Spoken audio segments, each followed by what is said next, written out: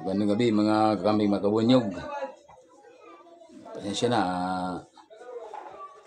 Nag-live lang ako kasi yun sa tungkol sa pagpatawag sa mga vlogger kaya na pinatawag ng Tricom ng kamera.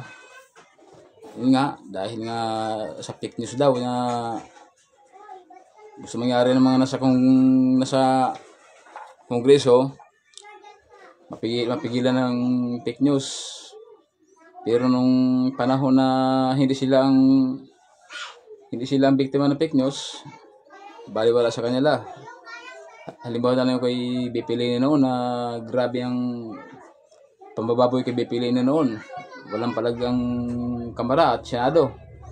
Ngayon sila lang ang biktima ng mga fake news yan. Ngayon, nagpatawag na sila. Yung hearing nga, yung kaya tawag yung mga kadalasan naman doon yung mga DDS vlogger ni Duterte. 40 vlogger ang ipinatawag. Yung nga lang, nakasama si Atty. Insurrecto ng Bunyog sa mga fake news maker na yon na ipinatawag ng Tricom. Yun nga, nakasilip si Marcolita ng pagkakataon dahil nga inis si Marcolita kay Insurrecto. Na-personal niya ngayon yung mga sinasabi niya, mga tanong kay Insurrecto. Natural lang naman yun na hindi makakapalag yung tao ng ganun-ganun lang. Kasi unang-una, hindi naman sa ipinitanggol ko si Insurrecto dahil nga sa kami Bunyog.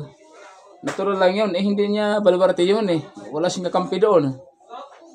Kung nakita niyo naman, si Dan Fernandez, tawang demonyo. Wala siyang kakampi doon si Atty. Insurrecto.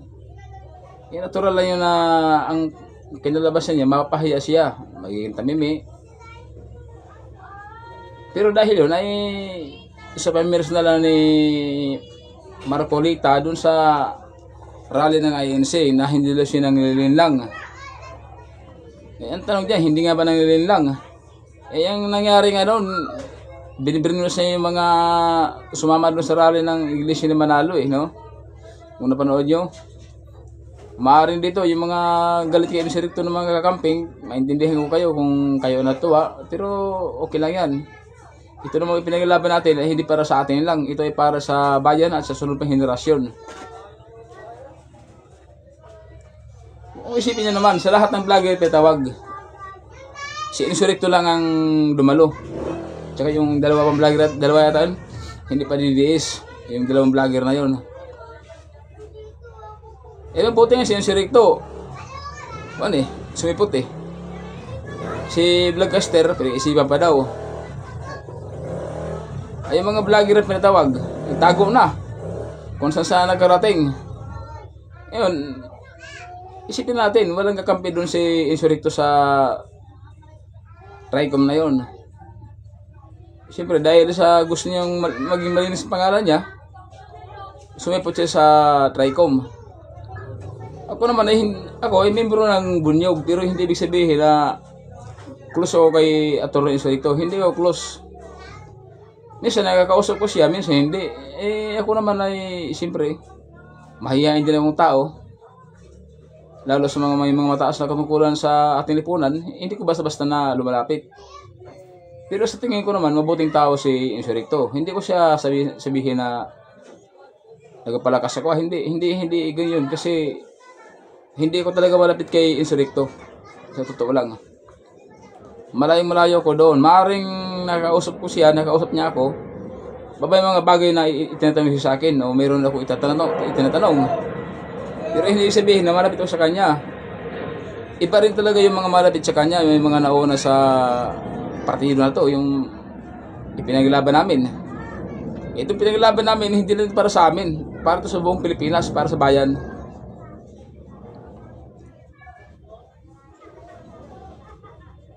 Una, pinagbawalan ni Abante si Insurrecto na gamitin din ng Quadcom dahil nagamit ito sa pansariling kapangalan ni Insurrecto.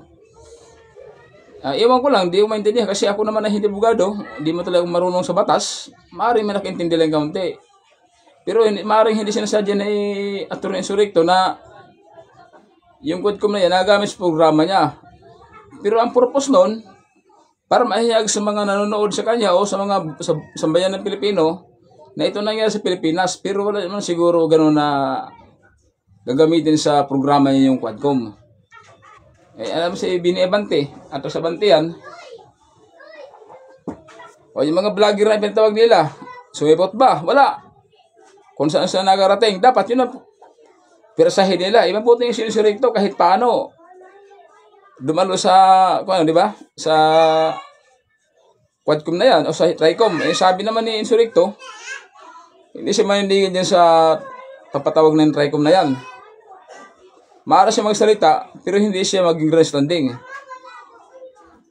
Yan ang sinasabi ni Insurrecto sa kanyang mga vlog. Pangalawa, kahit nag-alangan si Insurrecto, siyempre iba naman kasi sa korte at iba sa Quadcom. Makita naman natin, mismo nga si Digong nyo, sa Quadcom, na napakayabang dating doon, na iba na ang sinasabi niya, di ba? Napalayo na sa usapan.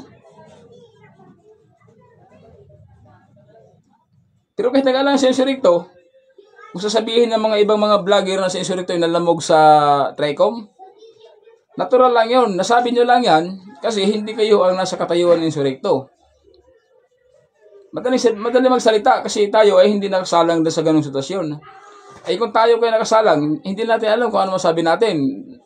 Bago ultimo yung problema ng kadbahin natin, masabi natin kahit hindi natin sinasadya natin, ano? Kaunting ko lang, tayo naman yung magkakamping. Kung kayo ay mga DDS o Marcos fanatic, naintindahan namin kayo kung yun ang sa loobin nyo na galit kayo kay Insurrecto. Pero ito ay tayo ay magkakakampi. Hindi dapat tayo nagkakawatak-watak. Paano pagtagumpay ng isang laban kung tayo ay nagkakaibang paniwala? Mayroon tayong galit sa pagkamusta isa't isa. Dahil lang sa hindi anggap na paniniwala, tayo magkakakampi. Kung kayo may mga DDS na mabatikos kay Insurrecto, naiintindihan namin kayo. Sa loobin nyo yan. Huwag lang kayo mamura, ha? Ngayon, yung mga DDS na mga hindi sumipot, mayroon napunta ng Singapore. May napunta ng Supreme Court. Hindi alam kung anong ba't kailangan nilang gawin yun. Kung wala silang kasalanan, gaya na sinabi nila noon, bakit ka matakot sa tukhang kung wala ka namang kasalanan? Ngayon, bumalik yung mga tanong na yan. Bakit sila matakot sa Tricom na ito kung wala silang kasalanan? Napunta ng Singapore, napunta ng Supreme Court. Si Insurrecto kasi, napag-initan yan dahil nga doon sa patawag na rally ng Impid Sara. Hindi naman kayo marami na umatin sa Impid Sara na yun nung January 18. Siguro nga mga nasa 1,000 lang kami o 1,500 ganyan. Pero hindi yung basihan para pag-initan kami. Bakit kayo magalit? Ikakampi nyo mga iglesia ni Manalo. Lalong-lalo na si Marcolita. Ba't siya magalit? Ito totoo naman sinasabi. Kahit balik ka pa video niya, siya mismo nagsalita sa mga kakampon niya na yung paninira niya kay Marcos Jr. Kami ay anti-Marcos, anti-Duterte sa grupo na ito. Pero, gaya na sinabi na attorney, kapag may tiwali at mali, kailangan punain, hindi pwedeng santuhin. Hindi gaya ng mga DDS na yan na kahit mali, oo ng oo pa rin. Palibasa, ito mga DDS na ito, mga walang isip. Magalit kayo sa akin, magalit. Mga lintik kayo, mga animal kayo.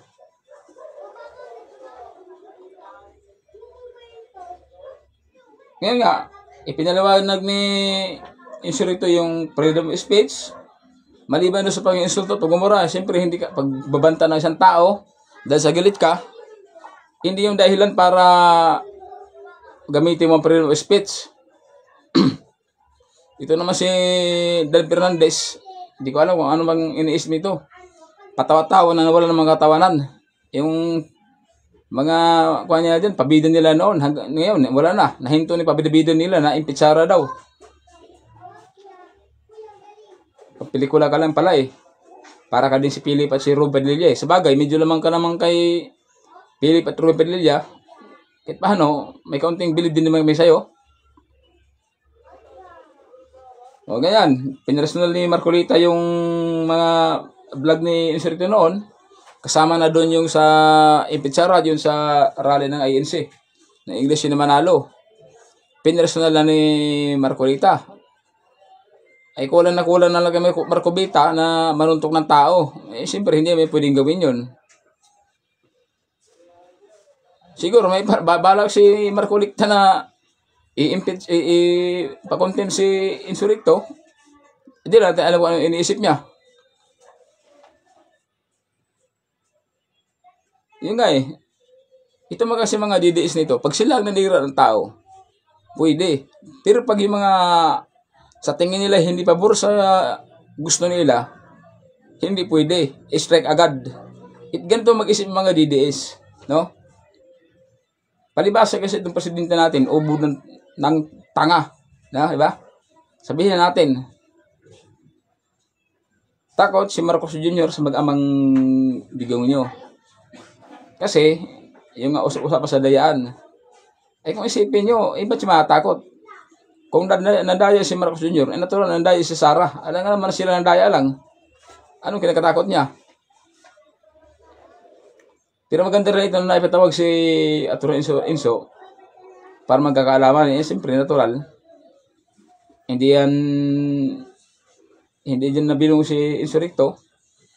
Maliban na lang kung sasakali na manalo ang Bonyog sa 2025 midterm election, maaaring makasapan si Insurrecto dyan.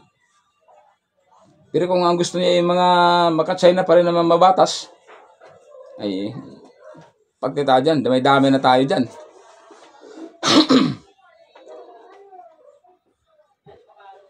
Ayan, si Dan Fernandez, wala namang silbi yan dyan. Parang na rin Romy Padilla si Dan Fernandez. Puro pabida lang din. Yan, nagalit si Marcolita doon sa billboard nila ni Kibuloy. Eh, ang tanong dyan, kung nagalit si Marcolita doon sa billboard nila ni Kibuloy, ay bakit hindi niya kasuhan yung gumawa ng billboard na yon? Ibig sabihin, gustong-gusto din niya. Kasi alam naman natin na itong Iglesia ni Manalo, suportado ng kaharian ni Kibaliw. Huwag ka na magpanggap, Marcolita. Huwag ka na mapanggap. At isa pa, iwan ko lang kung mananalo ka. Gaya yung mga senador ng mga maka-China, hindi dapat mananalo. Kagaya ng mga hanay ng Duterte, hanay ni Marcos, hindi dapat mananalo. Kabila mga Tulpo, Bungo, Bato, Villanueva, at iba pang mga Tolentino, dapat hindi manalo. Mga traidor kayo sa Pilipinas. Mga makapili kayo, mga lente kayo. Yun nga, personal lang kay Marcolita. Excuse me, inuwa ko eh. Ito, magbasa lang po ako ng komento ha. Aida Sampayan, good evening boss. Good evening din Aida. Shout out dyan sa barangay natin sa Tangulon at sa San Juan. Din sa tinirahan mo ngayon sa mister mo. Princess Ten is watching. I think hindi naman siya nag-report ng fake news. Oo nga, hindi siya. Oo nga, Princess Ten. Maaaring fake news siguro na hindi na siya nasadya. Pero yun naman ay ipinipaliwanag din ni attorney. Ay siyempre, itong mga kuha na ito igagay ng mga nasa kuha na yan, duwagcom na yan, sabi pa nga ng mga DD-shit, tuwadcom, nagkakapersonalan na, gaya ni Marcolita, nakahanap ang pagkakataon. Siyempre, bahay nila yon ay astig-astigan siya doon. Kasi, lagi siyang pinipuna ni Insurrecto sa mga vlog ni Insurrecto. Princess Ten. Baka galit sila kasi dinadali sila niya si Duterte. Tsaka ako naman, hindi lang naman si Princess Ten ang pinipunan ni Insurrecto. Pati naman si Marcos Romualdez.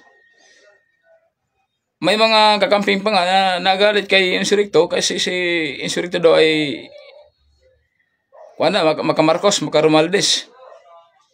Hindi lang kung talagang nakinig sila sa vlog ni Insurrecto, hindi.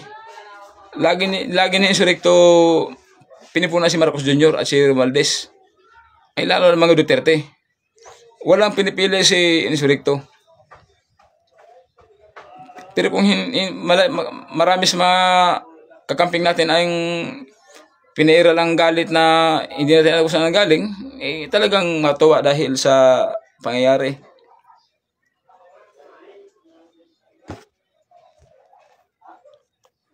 Siya nga pala, ito ay bawal ako mag-live sa Facebook ng mahabang oras.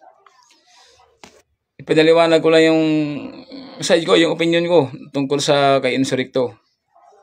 Gaya na sinabi ko, ako ay hindi malapit na membro ng Bunyog kay Insurrecto.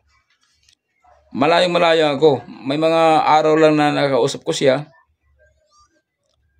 nakakwentuhan, pero hindi ibig sabihin na cross kami. Unang-una, nasa trabaho ako. At si Insurrecto ay sa Bicol. Siguro kung araw-araw kami nakikita, nagkakausap, maaaring close nga siguro kami. Pero hindi rin kasi malayong ka namin. Malayo yung titirhan namin sa isa't isa. Kaya hindi masabi na parating ako na Insurrecto. Hindi po. O sige, salamat ulit sa panonood. Basta wag lang po kayo magsawa na panoorin ng live ng Insurrecto.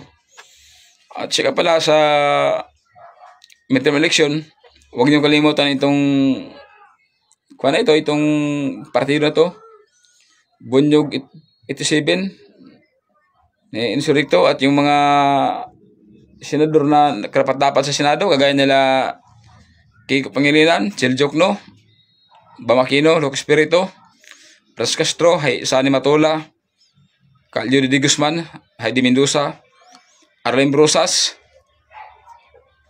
at kung sino pa yung gusto nyo iboto, basta para sa bayan. Gaya nga ng panawagan ng mga sundalo, wag na po tayong iboto ng mga senador na maka-China. Bawa pa tayo sa Pilipinas. Muli ho, magandang gabi.